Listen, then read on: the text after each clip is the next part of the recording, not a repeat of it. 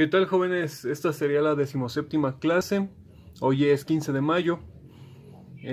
Para los alumnos del segundo semestre de la materia Química 2 de la preparatoria Felipe Carrillo Puerto. Vamos a continuar con el tema de la contaminación, ya es fin de semana. Solo vamos a dar una pequeña, ya como temas más específicos que les había mencionado anteriormente, que íbamos a tocar. Por ejemplo, ahorita la contaminación, por su origen. ¿Ok? ¿Qué se refiere a la contaminación por su origen? Nosotros tenemos dos grandes tipos, que es la antropogénica y la contaminación biogénica. Antro es un prefijo utilizado para indicar que proviene del hombre, o sea, es referido a toda esa contaminación que nosotros producimos por la actividad humana. O sea, el hecho de que nosotros produzcamos algo genera algún tipo de contaminación que repercute en el sistema, en el ecosistema, y a esto se le conoce como contaminación antropogénica. Cualquier actividad que nosotros llevemos a cabo genera contaminación. Por ejemplo, aquí se ven varios ejemplos. Por ejemplo, la minería, la pesca, la agricultura.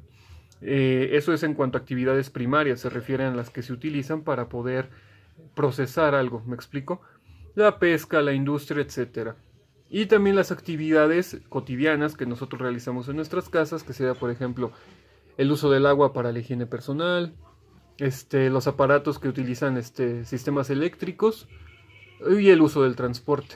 Por ejemplo, algo que uno no se imaginaría, aquí no sé si alcanzan a ver, que dice sustitución de celulares y electrónicos. Déjenme les muestro un poco más de cerca esto.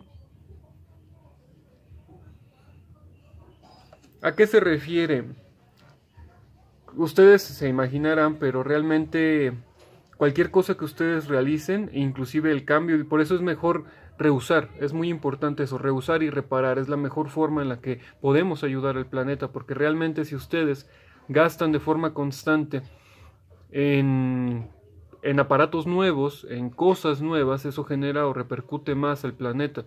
Es mejor no comprar tantos, únicamente lo que necesitamos. Por eso les he dicho también en clase que no es bueno el consumo excesivo, justamente por esto, porque ¿de dónde sale si ustedes compran cada año un celular nuevo, el viejo, qué le sucede? Pues ya hubo gastos en él, y esos gastos simplemente repercuten más en el planeta porque las personas quieren más y más, ¿sale? Entonces eso se refiere con esta parte, ¿sale? Entonces esa es la contaminación antropogénica.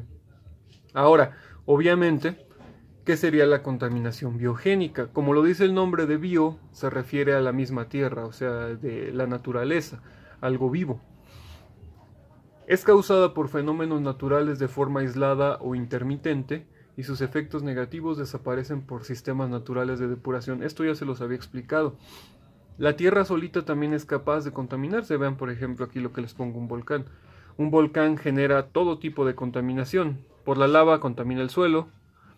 Esa misma lava, si cae en el agua, la contamina, y todo el humo que genera también contamina el aire. Entonces, todo lo que produce un volcán es contaminación para el planeta. Pero, algo importante, ¿por qué dice que desaparecen por sistemas naturales de depuración? Toda la ceniza que arroja a la atmósfera puede caer otra vez en forma, por ejemplo, en forma de ceniza, y los minerales que tiene lo pueden aprovechar las plantas. Eso es una. También se puede limpiar gracias a los procesos que tiene la tierra naturalmente del ciclo del agua. ¿Por qué? Porque las nubes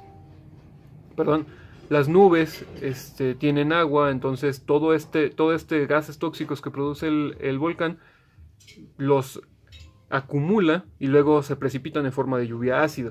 Pero gracias a los procesos del ciclo del agua y los procesos que les estoy mencionando en el suelo, no necesariamente va a repercutir por completo y va a dejar contaminada la tierra, para nada, al contrario, la tierra solita es capaz de restaurar ese tipo de problemas, ¿sale? Y un largo etcétera, ¿no?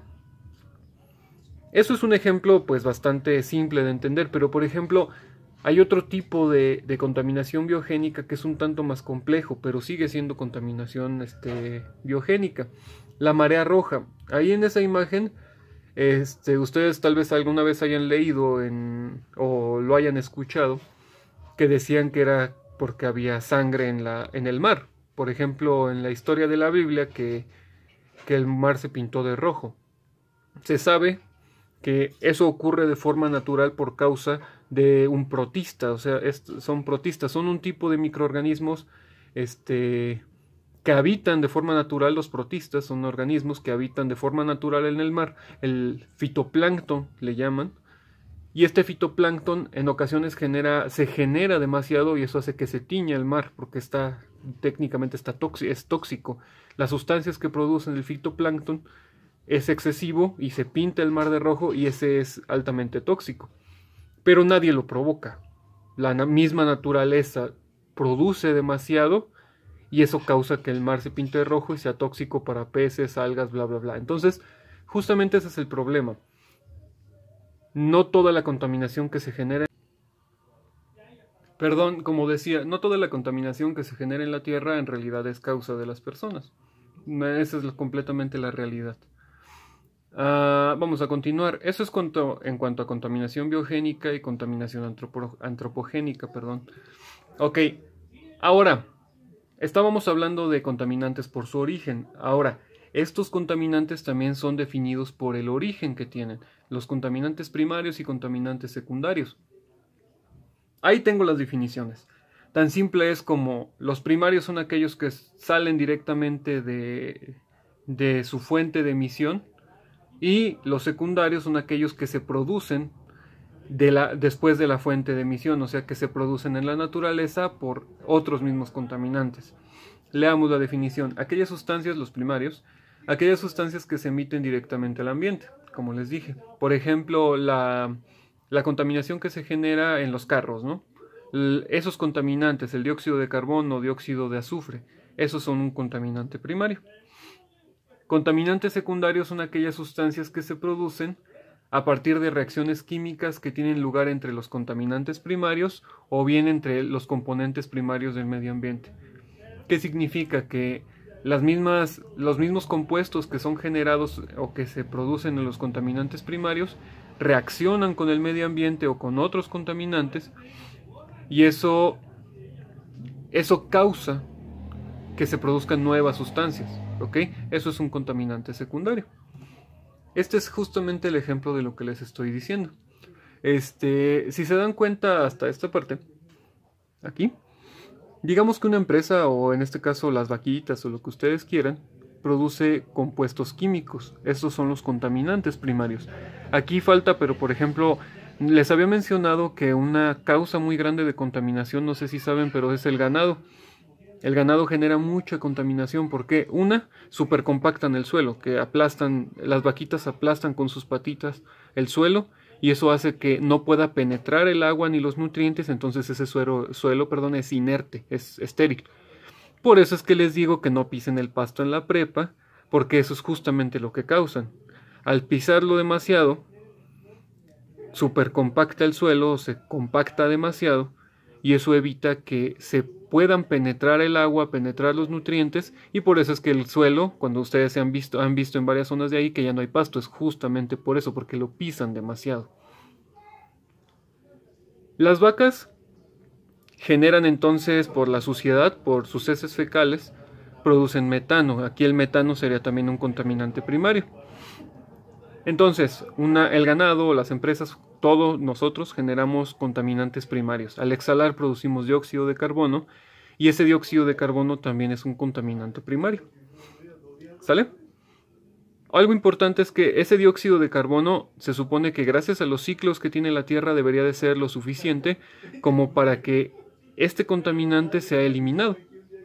¿Sale? Pero el problema es que es demasiado, entonces el planeta no es capaz de eliminarlo por completo. Ese es el problema. Esos contaminantes primarios van a la atmósfera, eso es lo que representa esta parte, y se combinan con lo que hay ahí. Por ejemplo, el SO2, que es dióxido de azufre, y el NO, que es monóxido de nitrógeno o dióxido de nitrógeno, van a la atmósfera y en la atmósfera se combinan con el agua. ¿El agua dónde está? Pues en las nubes. Ustedes saben que por parte natural del ciclo del agua está en la atmósfera. ¿Qué ocurre? esa agua se combina con estos compuestos y produce, por ejemplo, miren, es SO, nada más es otro número, pero es por la cantidad de oxígenos que está tomando de aquí, del agua, y produce H2SO4. ¿Qué es eso? Ácido sulfúrico. Eso es lo que conocemos como lluvia ácida. ¿Qué otro? El NO3 también es un contaminante que es producido gracias al oxígeno que también obviamente hay en el aire y se combina con el NO que están produciendo las fábricas. Y ese es otro contaminante, ¿sale? Igual en el NH4. ¿Qué es lo que ocurre cuando se precipita en forma de lluvia en la atmósfera? Esa es la forma en la que también entran en el suelo, porque también contaminan el suelo.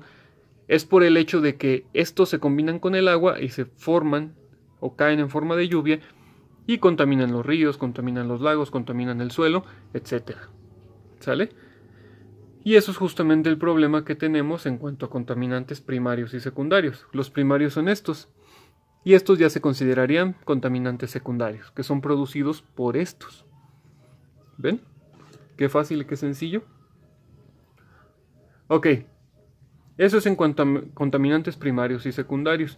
Aquí lo que nos dice en la parte de arriba es que son las emisiones, que son las directas, la deposición como la transformación y los efectos que causa.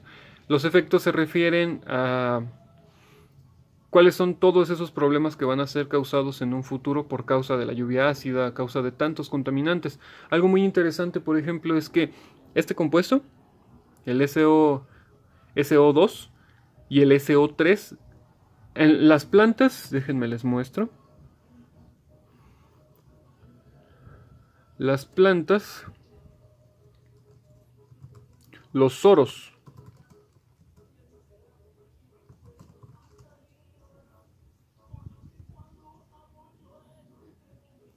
¿dónde está? No.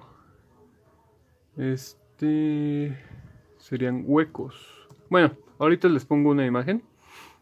Pero hagan de cuenta que las plantas tienen pequeños orificios en toda su estructura fisiológica, las cuales permiten que ellas respiren, por así decirlo. ¿Cómo creen que absorben el dióxido de carbono para poder sobrevivir? Es que tienen pequeños agujeritos en toda su estructura. Esos pequeños agujeritos, cuando hay unas altas cantidades de contaminante, especialmente el óxido de azufre, tapan esos agujeritos y no puede, obviamente la planta ya no puede sobrevivir porque no tiene la forma de poder comer. Recuerden que las plantas no comen dióxido de carbono, las plantas lo utilizan para producir su alimento, entonces no pueden producir su alimento. Continúo. ¿Cuáles son las reacciones químicas por la contaminación? Justamente lo que les había explicado ahorita, que hay compuestos químicos que están en todos lados en la naturaleza y también por las fuentes primarias de contaminación, producen, por ejemplo, SO y NO, como les dije. Esto se combina con el agua de las nubes y produce SO4, H2SO4, o sea, ácido sulfúrico o ácido nítrico. Y eso se precipita en forma de lluvia, la lluvia ácida. El viento se lo lleva y tomen en cuenta que, por ejemplo, toda la contaminación que se genera, esto es a lo que se refiere, toda la contaminación que se genera en un lugar no necesariamente afecta a ese mismo lugar. Tomen en cuenta que hay mucho viento, entonces ese viento puede llevar esas nubes contaminadas, por así decirlo, a otra región. ¿Y qué ocurre? Pues se precipita en forma de lluvia ácida y eso genera muerte en los bosques, acidifica los lagos, mata peces, mata animales de alguna región. La mayoría es lo que dice aquí de acidificación de lagos, muerte de bosques, acidificación de suelos. Tomen en consideración que no por el hecho de que se contamine un lugar va a ser únicamente el afectado, al contrario, sino que toda la región, inclusive más de esa región, va a ser afectada por causa de estos contaminantes que están afectando completamente todo el ecosistema. ¿Cuál otro es un ejemplo de, cómo decirlo, de formación de compuestos químicos? Por ejemplo, hay uno muy interesante, que aquí no está, creo que lo he puesto acá. Ajá. Hay uno muy interesante que se le llama ozono. El ozono es el O3. El ozono, en presencia, el oxígeno que está en el medio ambiente, obviamente, en el aire, ese se combina con hidrocarburos. ¿Qué son los hidrocarburos? Recuerden que todos los vehículos de motor generan funcionan, gracias a hidrocarburos, que son combustibles fósiles. Entonces, ese gas más el oxígeno del medio ambiente y la presencia del NO, o sea, de óxidos de nitrógeno, producen el ozono. El ozono es O3. ¿Qué significa eso? Recuerden que el ozono está en la superficie, en la más alta de la atmósfera. Entonces, ¿qué pasa si está más abajo? Causa el gas de efecto invernadero, porque evita que la radiación salga del planeta, sino que se mantiene en una región, en una parte más baja. Por eso es que hay ciudades, cuando ya están muy contaminadas, que el clima y la temperatura que hay en ese lugar no se regulan de forma adecuada, porque ya es demasiada la contaminación. ¿Sale? Y eso es, pues, casi todo el contrario de esto, ¿no? Hay otros compuestos que se generan. Por ejemplo, hay uno que se llama nitrato de peroxiacilo. De hecho es PAN. Ese es ¿cómo se llama? Su abreviación, como el partido. Esos compuestos químicos son generados también por causa de óxido de nitrógeno con combustibles fósiles. Entonces, esos compuestos también son altamente tóxicos. Bueno, en realidad todos ustedes saben ya la definición de contaminación, entonces creo que es de más explicarles eso, ¿no? Pero estas son algunas de las reacciones que suceden en la naturaleza por los contaminantes, ¿sale? Vamos a continuar. Ya habíamos pasado esta. Ok, ahora, ya vimos cuáles son los contaminantes primarios y secundarios, contaminación antropogénica y contaminación biogénica. Ahora vamos a hablar de qué es lo que ocurre con el agua. El agua, recuerden que es un recurso invaluable. Y es un recurso que se supone que es que siempre está fluyendo. Es un recurso sustentable. Pero el problema es que ahorita la contaminación es tan grande que ya no puede ser reciclada esa agua. ¿Por qué? Primero es usos de agua. ¿Cuál es el uso que le damos al agua? Pues todo, ¿no? El agua se usa para absolutamente todo. Hasta la cosa más mínima, directa o indirectamente, tiene algún uso con el agua. Para producir energía, para alimentar al ganado, para regar los cultivos, para bañarnos, recreación, etcétera, ¿no? Hay muchísimos usos. Inclusive, aunque no lo crean, también hay un uso minero. Se utiliza para el tratamiento de los minerales. Cuando se intentan extraer los minerales, se utiliza agua en ese proceso de extracción. Entonces esa agua, como saben, el uso de cualquier tipo de agua la contamina. Ese tipo de contaminación o todo el tipo de contaminación, esa agua tiene que ser limpiada para poder ser regresada al medio natural para volverla a utilizar. Se supone que esa es la forma en la que nosotros debemos de trabajar. Todos los humanos debemos de hacer eso. De hecho, todas las naciones en el planeta tienen la obligación de limpiar el agua después de utilizarla. Por eso hay empresas que tienen sus propias plantas de tratamiento, que eso es ahorita lo que vamos a ver. Y las regiones, o sea, por ejemplo aquí en Pátzcuaro que tenemos especialmente 2 plantas de tratamiento de agua, la que está en San Pedrito y la que está en Las Garzas, a un lado de la pesquera, que ahorita vamos a explicar esa parte. ¿De qué depende el agua? El agua depende de 2 cosas. ¿Qué uso le des? O sea, asimismo, el agua como tiene muchísimos usos, pero generalmente ellos los arrojan en 2 tipos principales, aguas grises y aguas negras. Aguas grises son, por ejemplo, las que les damos en el uso recreativo, para bañarnos. Esas son aguas grises, que no están tan contaminadas. Y aguas negras son aquellas que han pasado por un proceso en el área industrial. Por ejemplo, el agrícola, el minero, industrial. A eso se refiere. Tan simple como pensar que hay agua más contaminada que otra. ¿Me explico? Eso es lo que significa, que hay agua más contaminada que otra. Y depende de esa contaminación, es como la vamos a limpiar, la vamos a tratar. Eso significa tratamiento, limpiar el agua. ¿Por qué? Porque es un recurso necesario. ¿Ustedes imaginarían estar un día sin agua? ¿Verdad que no? Por eso es un recurso invaluable, y necesario para todas las personas. Miren, de hecho olvidé mencionar esto, también lo utilizamos para producir energía. No sé si saben, pero por ejemplo las plantas hidroeléctricas, que es una planta que produce energía gracias a la fuerza de un efluente de agua, o sea que un río, se genera una presa, se fabrica una presa, y esta presa lo que hace es que contiene el agua y con la fuerza de la salida del agua se produce energía eléctrica. Pero ¿qué pasa? Por el movimiento de las turbinas esa agua es calentada demasiado. Entonces, ¿qué pasa si echas tu agua caliente a un lugar donde hay seres vivos? Pues obviamente los vas a matar. Entonces técnicamente también eso contamina mucho el agua a pesar de que solo la calientes. Para que vean. Ahora, ¿qué significa el tratamiento? Como les dije, ya hablamos de usos, ahora tratamiento es pues como la limpias. El agua se tiene que limpiar. Esto es un ejemplo de qué es el tratamiento y cómo es que se lleva a cabo. Esto es más o menos, por ejemplo, la que tenemos, las plantas que tenemos aquí en Pátzcuaro. Más o menos siguen este mismo proceso. Ahorita voy a ir explicando cada uno. Algo importante. Diferencia entre agua potable y purificada. Esto es para potabilizar el agua. Que no sea tan dañina, por así decirlo. Pero no puede tomarse. Cuando es purificada, por eso ahí en las agüitas que ustedes compran dice purificada, es el agua que obviamente sí puedes tomar. ¿Sale? Ok, continúo, perdón. Aquí entra el agua residual. Una criba es un filtro. De hecho, eso significa estas cosas.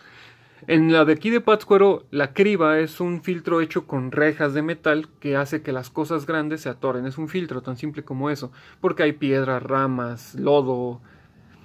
hasta cadáveres de animales salen ahí, mucha basura, muchísima basura, entonces eso se tiene que quitar a mano. Eso es esta parte. ¿Va? Luego, del pretratamiento viene como un desengrasado, desarenado, neutralización. Eso también hay, pero el desengrasado se queda en la criba, aquí en el de Pátzcuaro. El desarenado, eso sí hay, es simplemente hacer que toda la suciedad, por así decirlo, se quede abajo, toda la arena. También se hace aquí en Pátzcuaro, es un recipiente muy grande. Y ahí toda la arena se queda y sube únicamente el agua nada más. ¿Sale? Que es como un decantador. ¿Se acuerdan los métodos de separación de mezclas? En un decantador lo que se hace es que todos los sólidos quedan en la parte de abajo y el agua únicamente queda en la parte de arriba. Es agua negra, es agua sucia. Pero esa agua puede ser tratada. Y lo que se utiliza en este caso es un tratamiento biológico, por ejemplo. ¿Qué es un tratamiento biológico? Aquí en Pátzcuaro ellos lo denominan como reactores. ¿Qué es un reactor? Es un apartado, un lugar donde se lleva a cabo un proceso. ¿Qué es este proceso? Ellos utilizan lodos vivos, o sea, microorganismos, los cuales se están comiendo todo lo que tiene de materia orgánica, el agua, para limpiarla. Cuando los organismos ya se comieron todo, pasa a un decantador donde el agua puede quitarse de los lodos y ya queda clara. Aquí falta un clarificador, que es como la que tienen aquí en Pátzcuaro. Como lo dice el nombre, clarificar, ¿a qué le suena? A quitar el lodo, dejarla clarita. Lo que hacen aquí, o lo que hacen aquí en Pátzcuaro, es que del tratamiento biológico pasa a un... Los lodos también hay un digestor aquí en el de Pátzcuaro, y esos lodos de hecho justamente también se dejan secar y se dejan para que se los lleven las personas que cultivan. De hecho es muy bueno para las plantas. ¿Qué es lo que se tiene que hacer? Con el agua que todavía tiene lodos, se separa. Y ya que se tiene ya separada el agua, el agüita lo que se le hace es agregarle cloro. O sea, digamos que de aquí, el agua depurada después del decantador y el clarificador que hay aquí en Pátzcuaro, esta agua ya está clara, ya está limpiecita.